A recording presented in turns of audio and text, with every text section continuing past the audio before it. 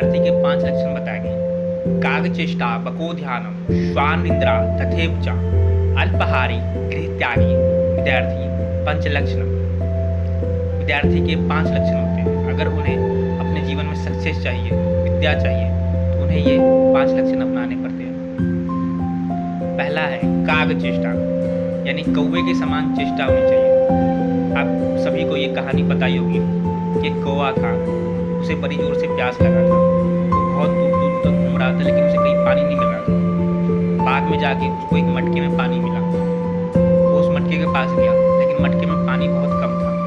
उसे कुछ समझ नहीं आया, तो उसने आसपास से कंकर उठाए, उस मटके में डालना चालू किया। मटके का पानी धीरे धीरे ऊपर आया और उसने अपनी प्यास बुझा ली। इस प्रकार विद्यार्थी की चेष्टा होनी चाहिए कौवे के समान। फिर है बको ध्यानम, बगुले के समान ध्यान होना चाहिए। बगुले को आपने देखा होगा, वो किसी तालाब में बैठा रहता है, चुपचाप शांत होकर बैठा रहता है, एकाग्रचित्त होकर बैठा रहता है। जैसी मछली उसके यहाँ से गुजरती है, वो तुरंत ही लपक के उस मछली को खा लेता है, पकड़ लेता है। इस प्रकार विद्यार्थी का ध्यान होना चाहिए, एकाग्रचित्त होना चाहिए। फिर है श्वान निद्रा, श्वान यानी कुत्ता, कुत्ते के समान उसकी नींद होनी चाहिए। आपने कुत्तों को देखा होगा, जब वो सोए रहते हैं तब बगल में थोड़ी सी भी हलचल होती है, आप उसके बगल से थोड़ा सा भी गुजर जाओ तो तुरंत ही उठ के आपको देखने लगते हो, तुरंत ही उठ खड़े होते हैं। इस प्रकार विद्यार्थी का नींद होना चाहिए।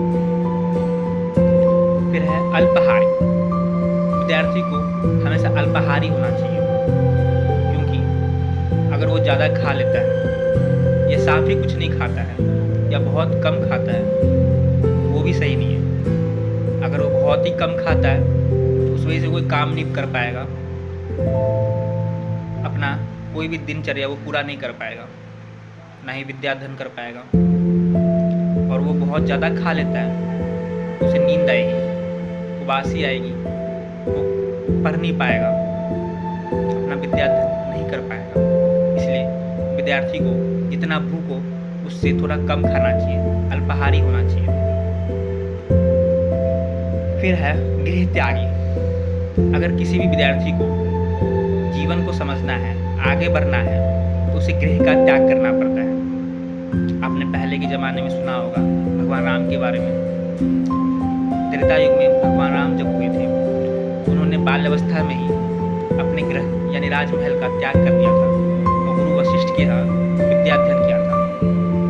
और विद्याध्ययन होने के बाद जब वो युवावस्था के थे तो अपने घर यानी कि राजमहल वापस आए थे। अगर विद्यार्थी को जीवन को समझना है तो उनको अपने सेफ जोन से बाहर निकलना पड़ेगा, उन्हें अपने पेरेंट्स से थोड़ा दूर होना पड़ेगा, क्योंकि जब तक वो अपने माता पिता के संरक्षण में रहेंगे, सेफ जोन में रहेंगे, सुरक्षा घेरा में रहेंगे, तब तक वो जीवन को नहीं समझ पाएंगे।